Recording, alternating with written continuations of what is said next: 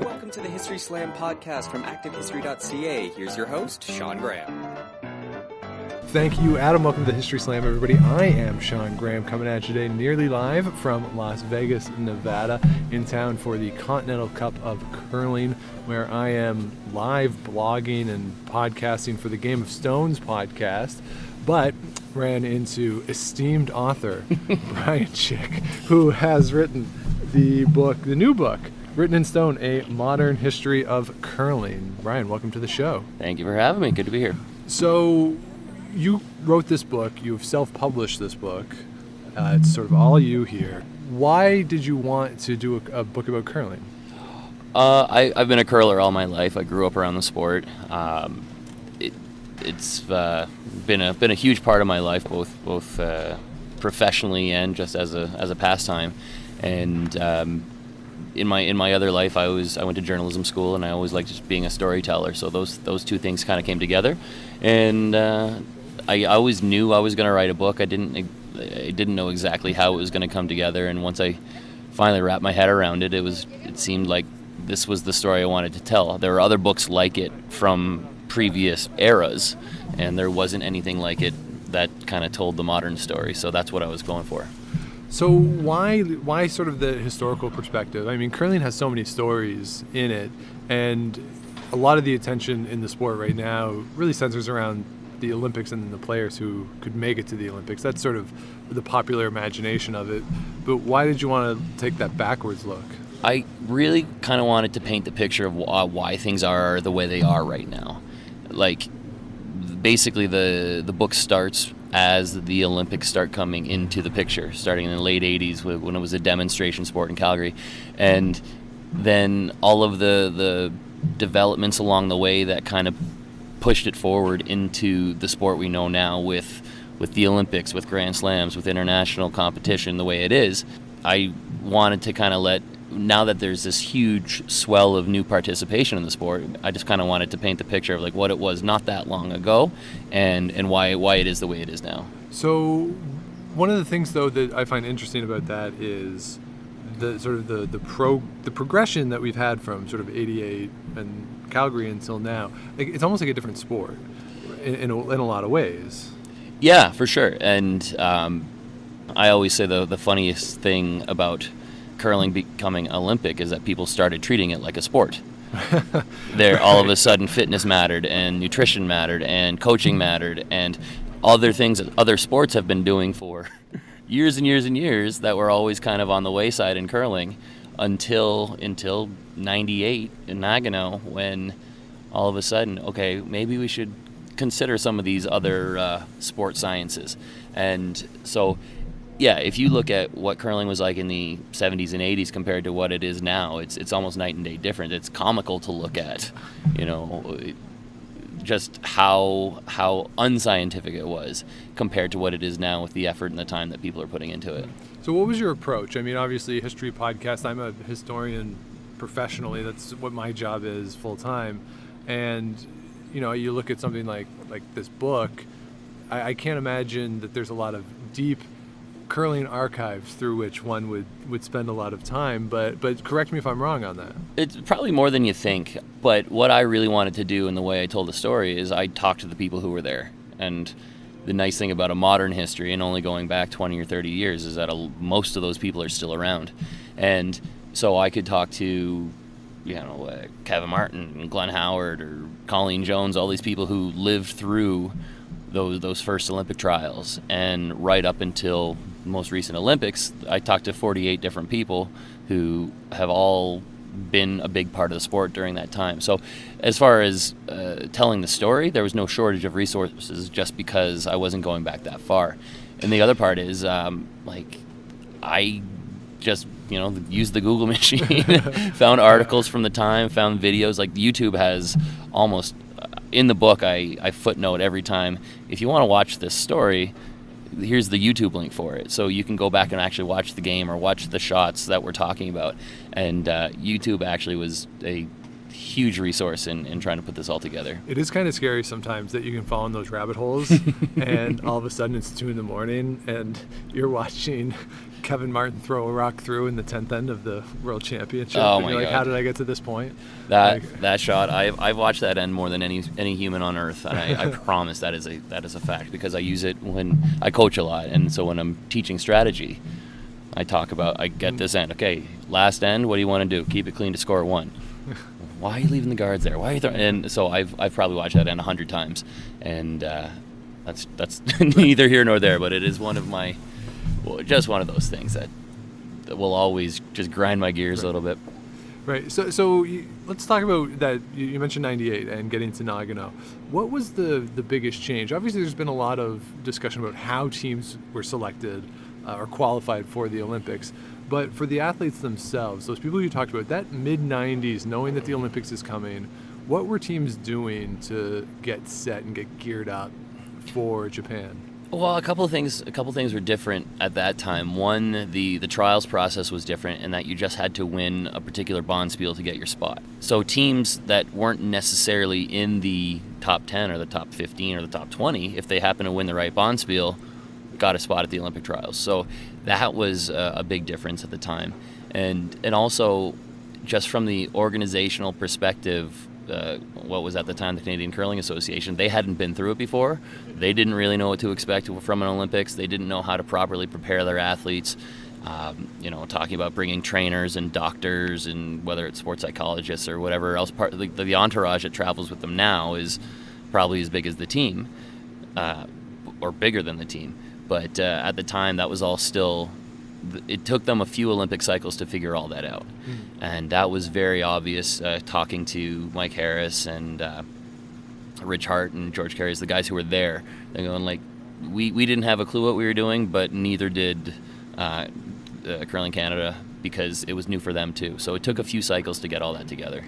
And sort of who spearheads this? Because there's a lot of discussion now about the players have their opinion, and they seem to have a lot of say with Curling Canada and how these decisions are made. And I think some of that has to do with the finances of it all, that the players are in better position financially than they ever have been. But back in the 90s, everyone's sort of flying by the seat of their pants. Sort of what was there a lot of collaboration?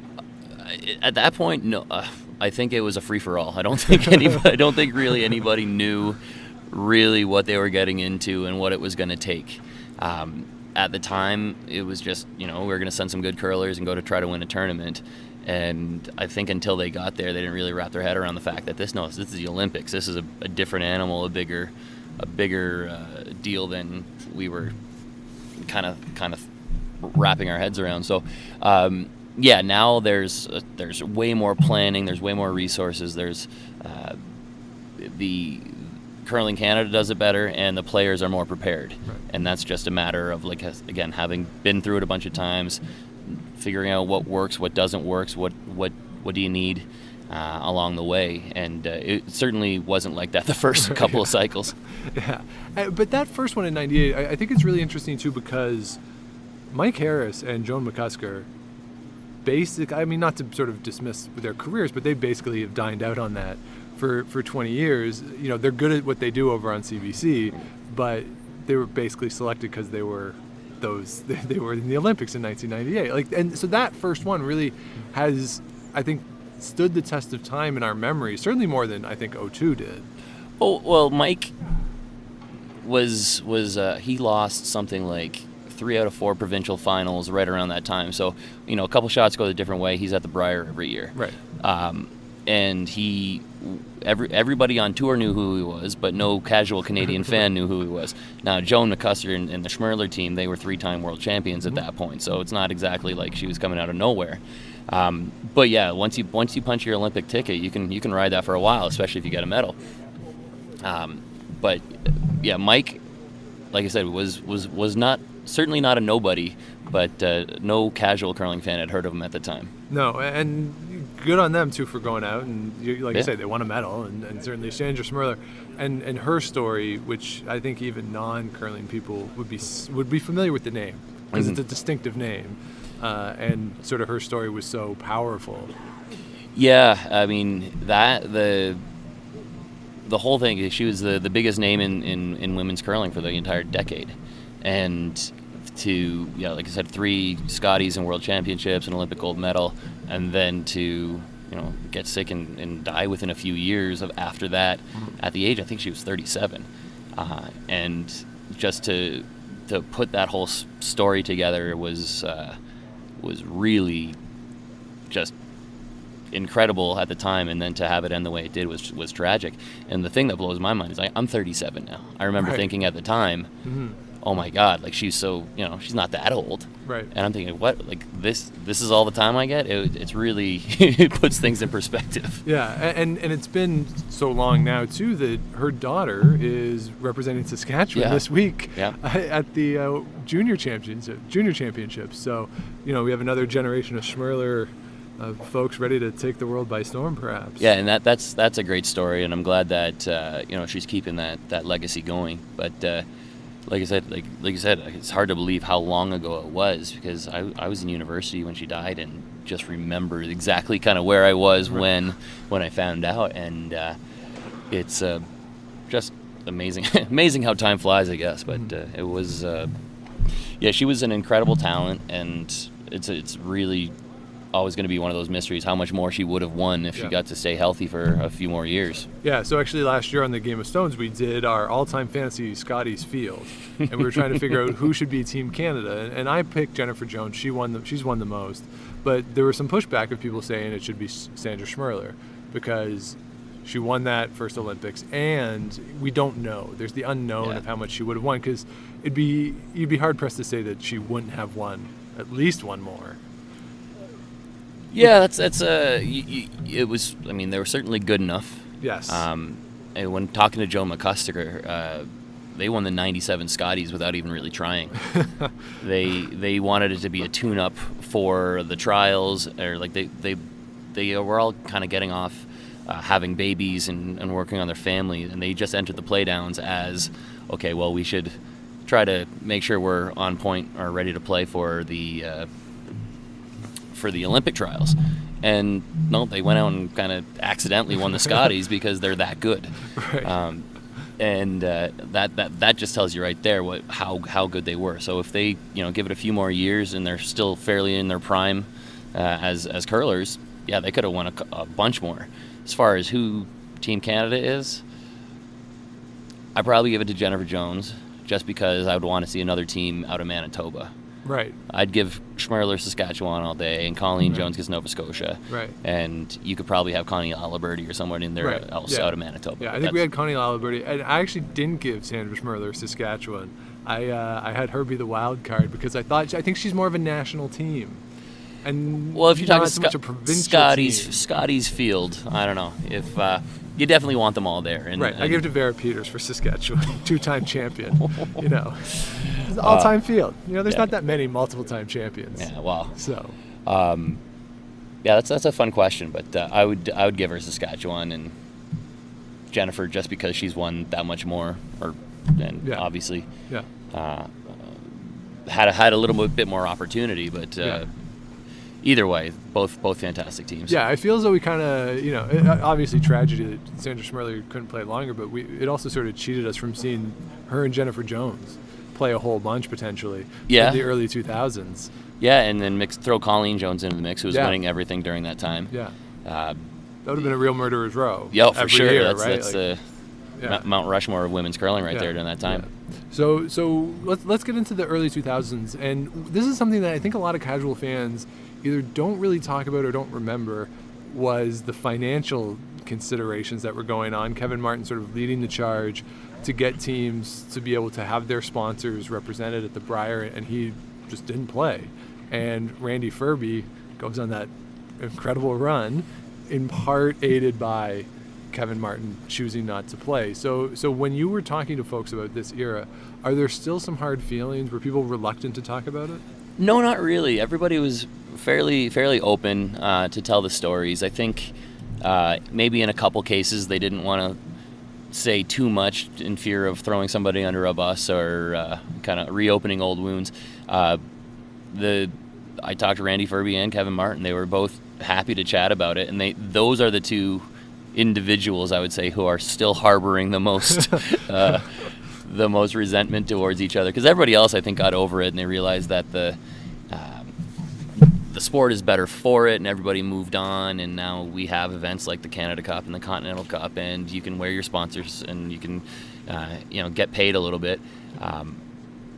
But it's really Furby and Martin who are still kind of jawing at each other, because they were the rivals, probably the two best teams at the time, and because Martin didn't want to play in those briars, Furby had certainly an easier ride than he would have, but not to say that Kevin Martin would have won them either. So what people kind of tend to forget is that once all the boycott era teams came back into the fold, most of the good ones didn't make it to the Brier that year. Right. So after everything was settled and they all entered the playdowns, there was no Glenn Howard, there was no Kevin Martin, there was no Jeff Stoughton at that next Brier. Maybe Stoughton might have been there, but most of the big names didn't even qualify for the Brier. So Furby had one more run where it was technically a full strength field, but none of the big names were there. Right. Does he sort of hold any resentment from people saying that he was aided by the boycott? Yeah, definitely. Yeah, he feels as though he's been cheated by that narrative, that so they don't get due. Kevin Martin will swear up and down there should be an asterisk or something next to two of Furby's Briers, and Furby will swear up and down that Kevin Martin's an idiot for saying such a thing. And I don't think it's there are, I guess, two sides to every coin, and you could make either argument, but there's no doubt that Furby won. They were one of the best teams in the world at the time. They won 4 Briers and almost 5, and only 2 of those were in an era where the Grand Slam teams weren't in it. So I think that my favorite part of that was when Furby asked me, well, how many Grand Slams does Kevin Martin win if we're in them? Yeah, because Kevin Martin question. really loves to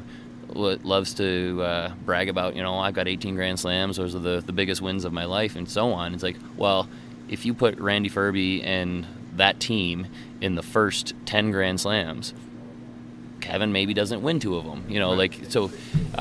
Furby turns that around on him, and I think that's a fair assessment too. But there's no doubt that those are both, probably top 2 teams of that era. And then how do we situate the women's game within that? Because we've seen, since Sportsnet bought the Grand Slams a few years ago, they've added women's events at every one now. And so where do the women fit into this story? Because when the men were boycotting like that, you didn't really hear a lot about the women's teams. Yeah, the interesting part there is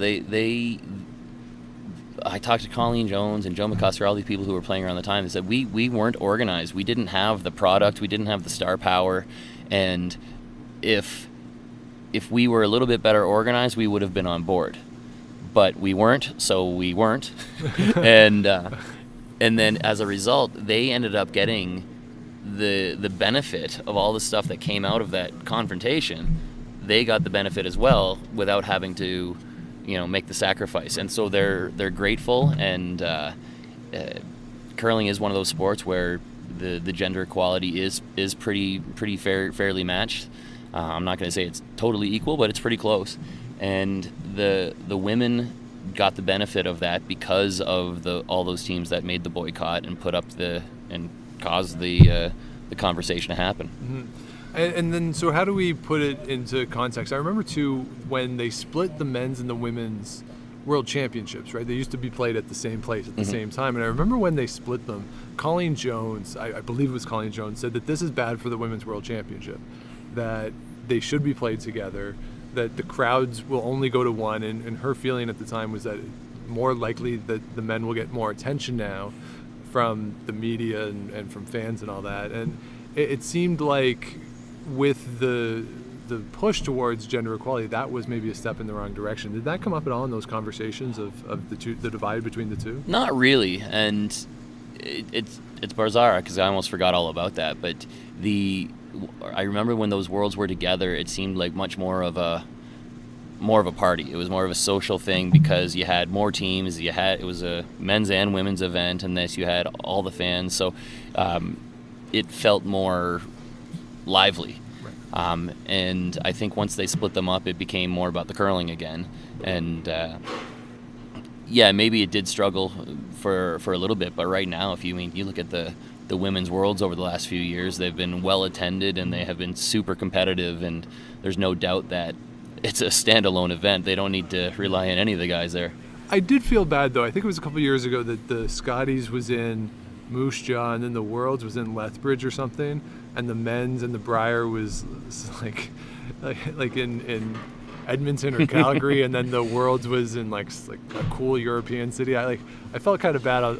They seem to have to go to smaller places than the men. It does happen that way, but I mean they can also do it in the smaller arenas in bigger cities, Right. But that's just true with every event. You can't keep going back to the well to the same cities and expect to fill the arena every time. Right, and we're sort of seeing that a little bit, I think, this week here in Vegas, where the crowds have been lower than certainly the last time I was here. Yeah, and I think that's just considering the Worlds were here 9 months ago, and a lot of people made the trip for that, and that was a 9-day event. Yeah. So, you might have gone to that well maybe a little bit too soon. But I love coming. I love this event because people travel for it, and people really love coming to Vegas. It's just a matter of whether you do it every year or every other year, and something like that. But you are seeing it a little bit this week, because I remember I've been to every one that's been in this building, and the crowds aren't quite where they were in past years. Yeah. So I want to get back to the mid-aughts a little bit. Yep. And talk about TV, right? So curling is a TV sport. Mm-hmm. I truly believe that. I think curling in person, it's fun to come.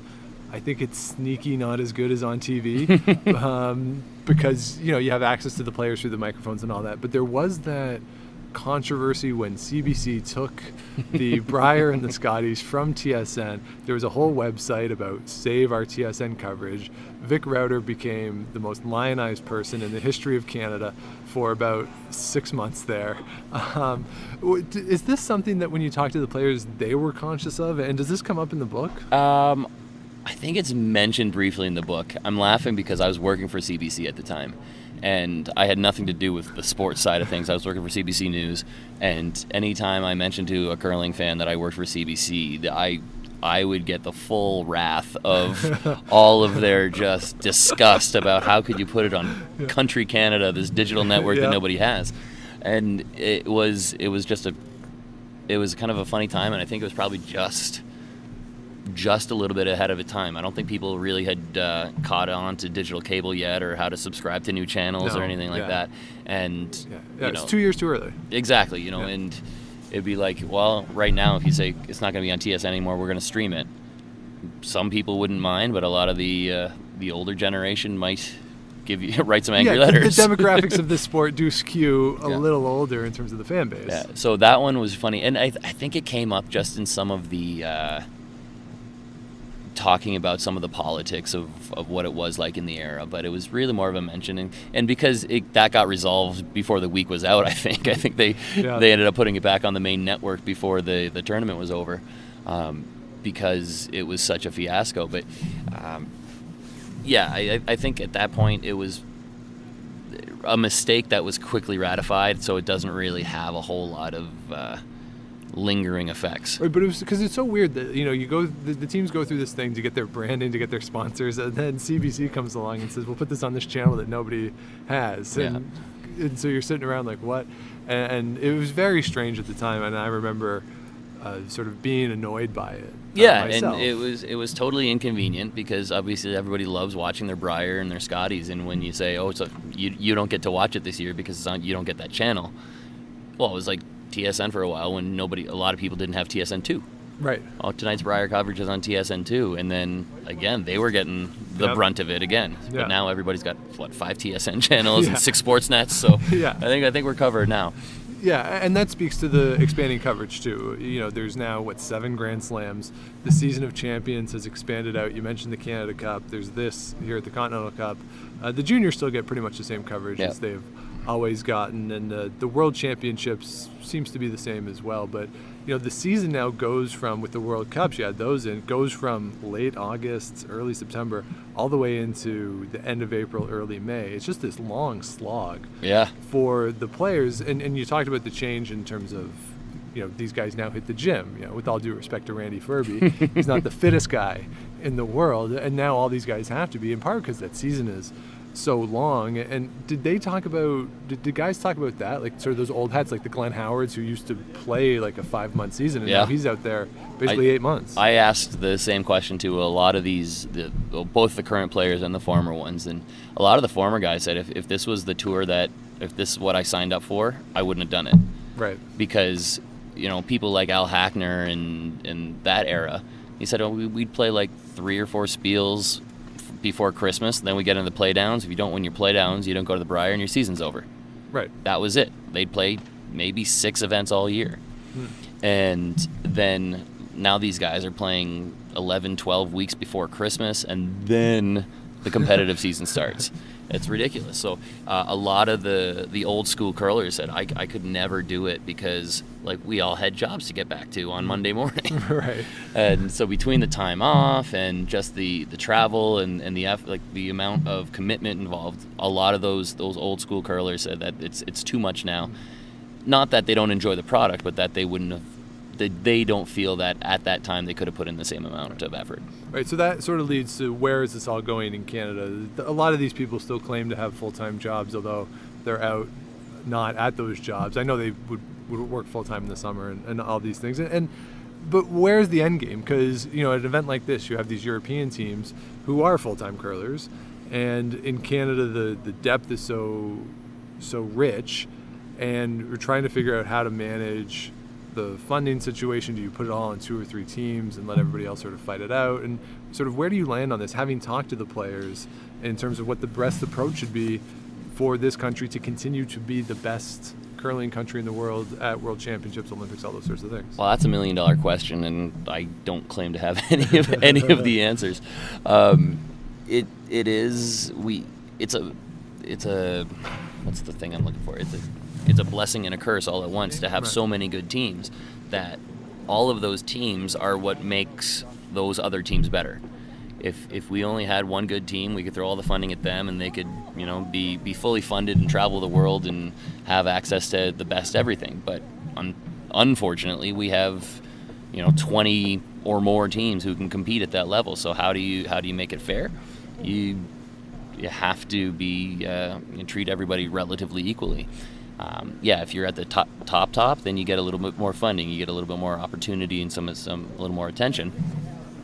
But that's not to say that those other teams can't break through.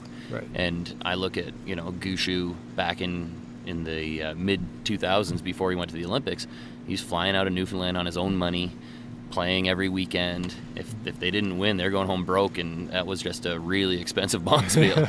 And same with Brad Jacobs coming out of Sault Ste. Marie. They would drive across Ontario for 10, 12 hours at a time to play a bonspiel in Toronto or in Cornwall or something. And then, if you don't win, you go home angry and you've got a 12-hour drive ahead of you. So it can be done, but it requires a certain amount and a very distinct level of commitment. Mm-hmm.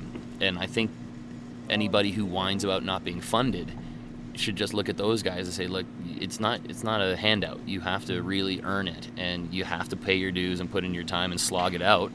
And eventually, if you really want it and you're good enough, you're going to get your funding when the time comes. Yeah. Is there a greater concentration though at the top now than there used to be? I mean, you get to a national championship, and it feels like there's 5 or 6 teams that can make the playoffs, 2 teams, maybe 3 that can win.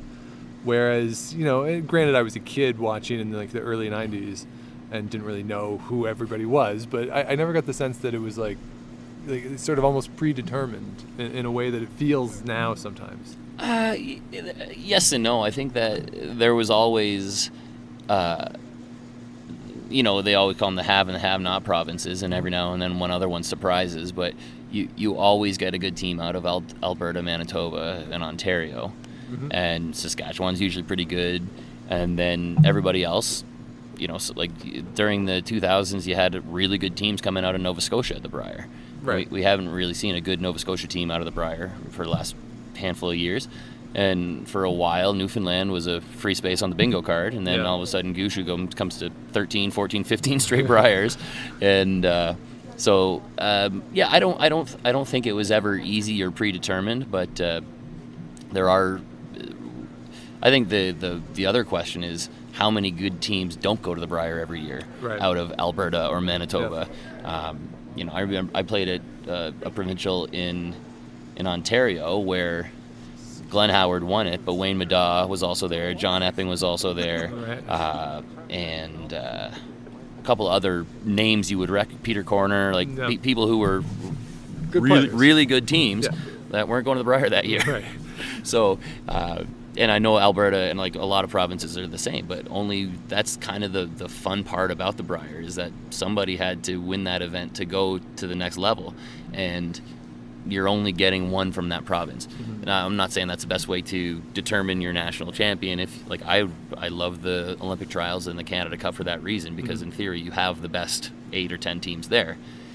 But if you're not going to do it that way, I love the representation that comes with the Brier. Yeah, and you get, you know, the people in the hats from Nova Scotia and all that stuff. And two, you get what I want, and it doesn't have to be every year, obviously, because it's not sustainable, but I like if you remember 2010, that Kathy O'Rourke team that makes it to the final of the Scotties, those teams, that's when it gets really fun, where it's people you don't expect to make it through, and that still to me is the most fun week of a Scotties that I've ever had as a viewer because of that team.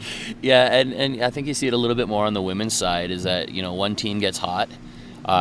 Like even in 2005, nobody expected Jan Hanna to be in the final. Right. But all of a sudden, she goes through a tiebreaker, semis, finals, and almost wins the thing. Yeah. And if not a miracle shot. Yeah, nobody saw that one coming. Yeah. And, I don't think you get that so often at the Brier, but every now and then you get some dark horse at the Scotties trucking through and end up really kind of disrupting that narrative because you expect it to be Homan and Jones in the final every year, and of course it's not always going to be that. No, we had a past couple of years. Well, it was Englot the other year. Michelle Englot. You could say Marianne Arsenault last year a little bit as well. So, you know, in your travels and talking to all these folks, one of the things that is sort of universally assumed about curlers, and in my experience it's been true, that they're all accommodating and pretty good people, with some minor exceptions who we don't have to get into. But, you know, is that a truism, or is that actually real, that the sport attracts good people? It's certainly true. I can't even imagine any other sport being so accommodating to fans, to media, to like just people in general. You can go up and talk to any of these people, and there's rarely a hint of ego or any sense that you're disturbing them. Like they're genuinely nice people. I don't know if the sport attracts that or maybe makes them into that, because if you hang out with enough of these people and you kind of see how everybody else is doing it, you don't want to be the one who stands out as, oh, you're the jerk. Right. But it is certainly true that when I was doing, like, I interviewed 48 people for this book, and most of them I took more than an hour to talk to, and most of them were totally willing to talk for another hour. And like Wayne Middaugh would have talked to me for 4 hours. I swear. I think I got probably an hour and a half into it, and I was like, Wayne, I feel bad I'm taking up all your time here. And he's like, oh, whatever. He loved talking about it. He would have.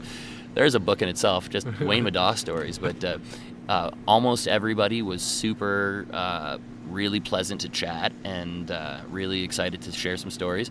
And yeah, for the most part, there wasn't anybody who I felt like I was really intruding on.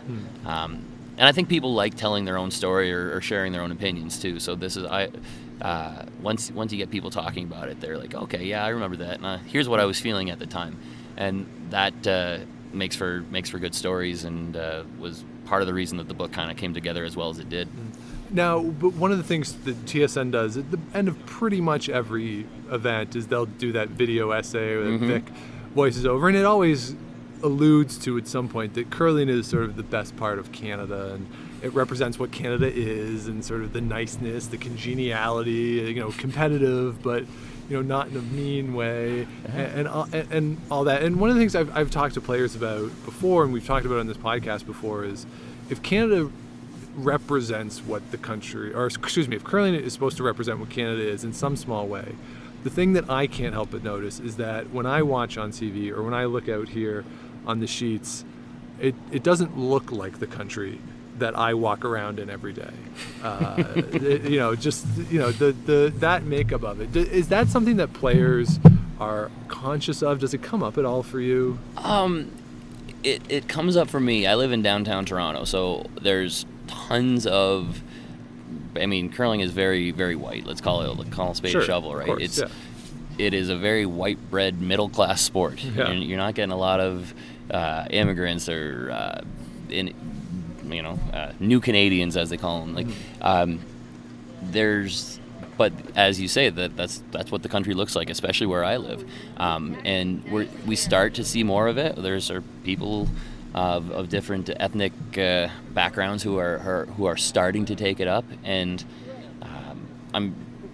it's a slow process, but I think it's starting to happen, just based again on sheer demographics. If you have that many people in a town, eventually some non-white person is going to show up at your curling club and want to play. So, and everyone needs something to do in the winter. Yeah, if you're gonna stick out Canadian winters, you need to take up some sort of hobby. Yes, You're gonna go crazy. But as far as, do people notice that on tour? I don't think it's in the front of their mind anyway. Right. But it would be interesting if if somebody of a different ethnicity started showing. Well, you start seeing with a lot of the Asian teams. Yeah. Like China, Japan, and Korea have put together some really good curling teams over the last few years, and it is certainly changing the look of the sport, and especially with all of the money and effort that China's putting in these days too. I think you're going to see more of that. Mm-hmm. Yeah, and it's just curious to see at what point, because I think it's inevitable, where we'll have a non-white team represent Canada at a World Championship. I think it's bound to happen at some point. Maybe not in the next few years, because there's no one currently at that level, but certainly it's expected. So I've taken up a lot of your time. Oh, no, so, I want to ask you one more. Sure. Well, it's one that's sort of two questions. Best women's team of all time and the best men's team of all time. Oh, that's not fair. But that's what makes it fun. Yeah, it's not fair. In the book, I kind of walk through. There was in the last 20 years or 30 years, you go from Schmerler to Colleen Jones to Jennifer Jones to Homan. Yeah. And I think you could put any one of those near the top of the list or at the top of the list. And that's not to take away anything from the eras before that, but I think the curling has gotten that much better that it's really hard to put your finger on it. But the fact that I'm going to go with Jennifer Jones just because not only has she won I think she's tied for the most Scotties now, or won the most. Either way, she's still going, yes. And there's still a lot more things for her to win, yeah. and the Olympic gold on top of that. So, perhaps if Schmerler had a longer career, then we would, it might be her without a doubt. But for now, I'll just go with Jennifer Jones. Yeah, she's won all the things. There's nothing left for her to win, and that includes events that Sandra Schmerler could not have played in because they didn't exist. Yeah, and then with the men's, again, the list is long, but yes. If you're looking for a guy who's won all the things, you got to put Kevin Martin up there. You got to put Gushu up there. Yep. I think people forget that Gushu won a gold medal sometimes. Yeah, well, because it happened 13 years ago. And what the joke is, like, he won the gold medal, and it took him 13 years after that to become the best team in the world. Right. Yeah. Because he was not the best team in the world when he won the gold, but he got good at the right times. But I say it over and over in the book. I'm a huge Wayne Middaugh fan, and if you look at that early team of Middaugh, Corner, and Glenn and Russ Howard, like that team was a powerhouse. Yeah, it's pretty unstoppable. Those are four guys who skipped their own teams in Briars. Yeah, 3 of them won the Brier as a skip, and Corner had a pretty good run himself. Yeah. I think that was probably one of the best teams ever, and then again, I think Martin overall again has won all the things, and I think Gushu by the end of it will probably be at the top of that list. Yeah, and I think this Gushu team right now, I think it's pretty undeniable that this is the best team he's ever had, the 4 of them together. But that Kevin Martin team when it was him, John Morris, Mark and Benny, Ebert, they were pretty much unbeatable. Yeah. And like they're going up against that Glenn Howard team that was amazing, and they got the better of them more often than not.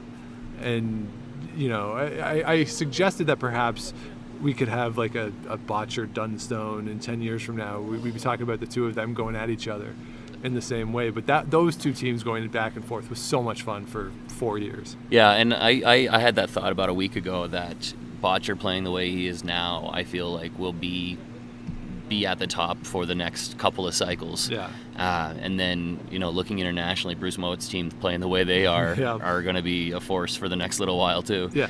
I think we're in for an exciting decade of curling coming up because there's a lot of really good young teams. Yeah, and the Swedish team that feels like they've been around forever, but they're not that old either. Yeah. The Nicodine team and Peter DeCruz, same thing. They've been around forever, but they're not that old. So yeah. Well, Nicholas, I don't know, he's in his early 30s, and he's been to 3 Olympics already, and we'll probably go to 3 more before he's done. Yeah.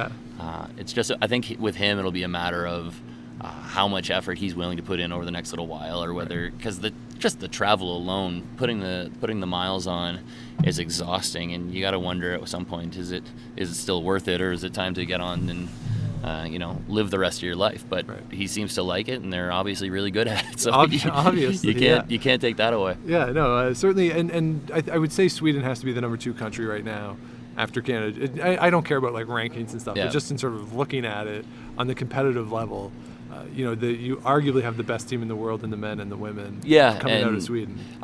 No argument there. The question is just the depth, right? So if Nicholas Eden breaks his leg, then what happens? Right. Yeah. There are other teams, but they're not going to perform at that level where, like I said, we're spoiled in Canada where that, if Gushu goes down, we still got Cooey and Jacobs and everybody else.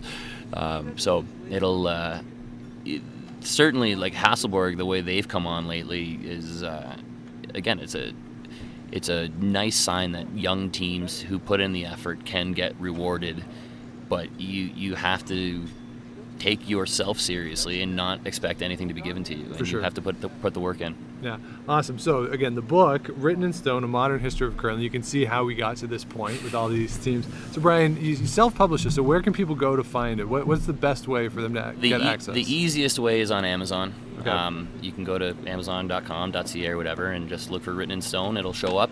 And then otherwise, Goldline and Dynasty are carrying it, so it's either in their catalog, or if you happen to be at an event where they have a pop-up shop, you might be able to find it there too.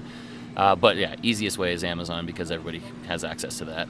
Yeah, awesome. And leftbutton.com and your Twitter handle @leftbutton. Yeah. Follow all the fun and frivolity there. I'm a very active tweeter, and I follow the Twitters, so if you want to give me a chat, fire away at leftbutton. Awesome. So everybody certainly check that out. Written in Stone, A Modern History of Curling. We're here with the Game of Stones podcast. You can find that wherever you get your podcast too, and gameofstonespod.com. We stole the name from Brian's curling team. And so, that's how this all comes together in a very nice way. So you can check us out there. I'm going to splice part of this interview into that episode this week too.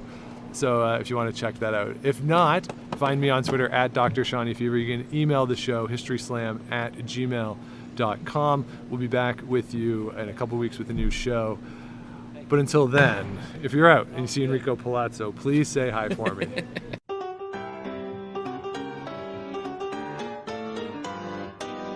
Thanks for listening to the History Slam podcast. Be sure to check out Active History for more features, articles, and be sure to subscribe on iTunes.